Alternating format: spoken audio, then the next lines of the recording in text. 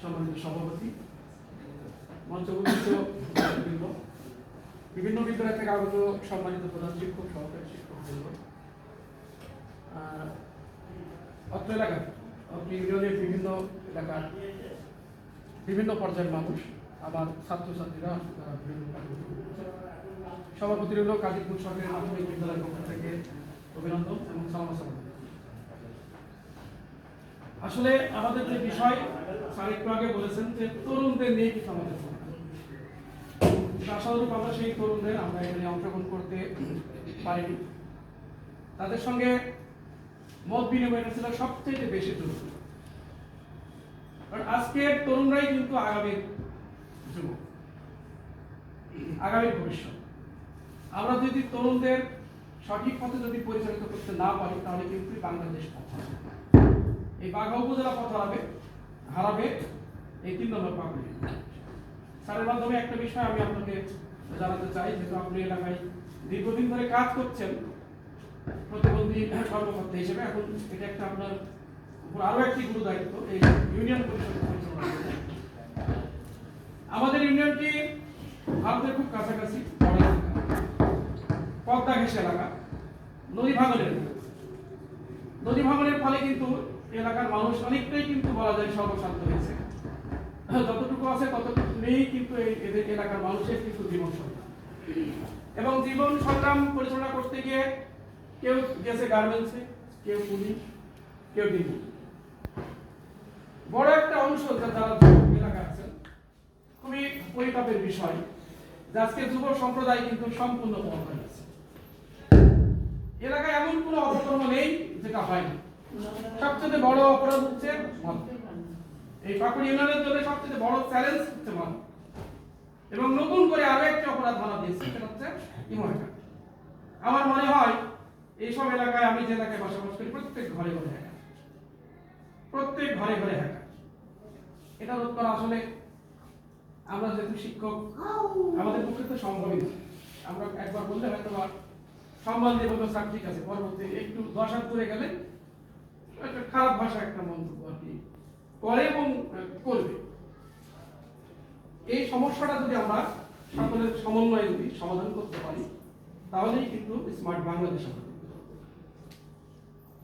আমি আবারও উল্লেখ করছি, তরুণরাই কিন্তু বাংলাদেশের কিন্তু স্বপ্ন নিব।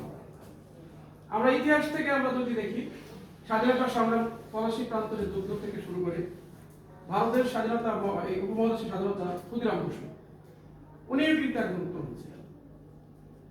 উনি কিন্তু দেশের জন্য আত্মহত্যা দিয়েছেন। সেই তরুণ আর এখনকার তরুণের মধ্যে অনেক আকাশ পাতাল জন পার্থক্য।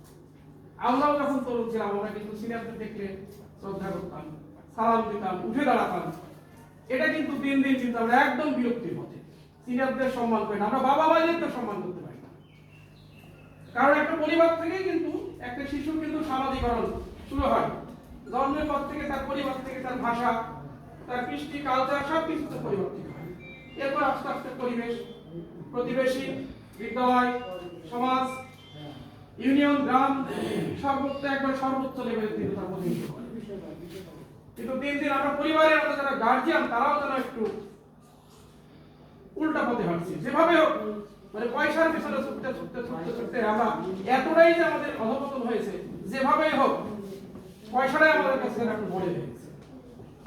আমি আপনার মাধ্যমে যে সকল অভিভাবক উপস্থিত হয়েছেন সবার উদ্দেশ্যে বলতে চাই, সন্তানদের নজর রাখেন। একটা ভালো সন্তান কিন্তু, একটা সুসন্তান কিন্তু আপনার সম্ভব, আর একটা কুসন্তান কিন্তু আপনার জন্য অভিশাপ। এই জিনিসটা মনে রাখবেন। আপনি নিজের সচেতন থাকবেন, আপনার মাধ্যমে আপনার প্রতিবেশী, আপনার পরিবারের অন্যান্য সন্তানদের প্রতি আপনারা আরো যত্নশীল হবেন। আর একটি বিষয় স্যার আপনাকে অবগত করতে চাই, আমাদের 3 নম্বর কর্মসূচিতে 6টা প্রাথমিক বিদ্যালয়। আমরা প্রাথমিক বিদ্যালয় সরকারি প্রতিষ্ঠান বলে অনেকেই কিন্তু অবহেলা করে। সরকারি প্রতিষ্ঠান, এখানে জনসম্পৃক্ততার কোনো প্রয়োজন নেই। আসলে প্রয়োজন আছে স্যার। আমি মনে করি শিক্ষকদের পাশাপাশি আমার অভিভাবকরাও যদি আমাদের মতন একটু সহজ, আমরা আর্থিক কোনো সহযোগিতা চাই। এখন যে বিষয়টা স্যার, আমরা আপনারা যখন পড়াশোনা করেছি তখন শিক্ষকরা শাসন করেছে, বাবা মা বলে এসেছেন, দিয়ে গেলাম, হাড়গুলো আমার, চামড়া আপনার। এখন হয় কি, হিতে বিপরীত স্যার। একটা স্কুলে একজন শিক্ষক যদি একটা ছাত্রকে শাসন করে, নিশ্চিত ওই শিক্ষক রাস্তায় লাঞ্ছিত হবে, অথবা থানায় অভিযোগ হবে, ইউনো স্যারের কাছে অভিযোগ হবে, আপনাদের কাছে অভিযোগ হবে, শিক্ষকের হাতে হাত করা হবে। যার কারণেই কিন্তু আমরা আজকে কথা বলছি। আইনের শাসনটা আমরা দিনে দিনে একেবারে নিচে নেমে গেছি। এখান থেকে আমরা শিক্ষা নিতে পারি না স্যার, যে আমরা একটা সুন্দর সুপরিকল্পিত বাংলাদেশ বিনির্মাণে সকলের অংশগ্রহণ নিশ্চিত করতে হবে। যাক, আবার সকলকে ধন্যবাদ জানাচ্ছি। অনেকে এসেছেন, অনেকে আসতে পারেনি, হয়তো ব্যস্ততার কারণে অনেকে আসেনি। আর আমাদের প্রাথমিক বিদ্যালয়গুলোতে স্যার ক্লাস শুরু হয়ে গেছে, বই না থাকলে আমাদের নির্দেশনা পুরা ক্লাস হবে। আমরা ক্লাস চালাচ্ছি, এজন্য হয়তো অনেক শিক্ষক আমাদের আসতে পারেনি। তাই আপনার প্রতি শুভকামনা রইল।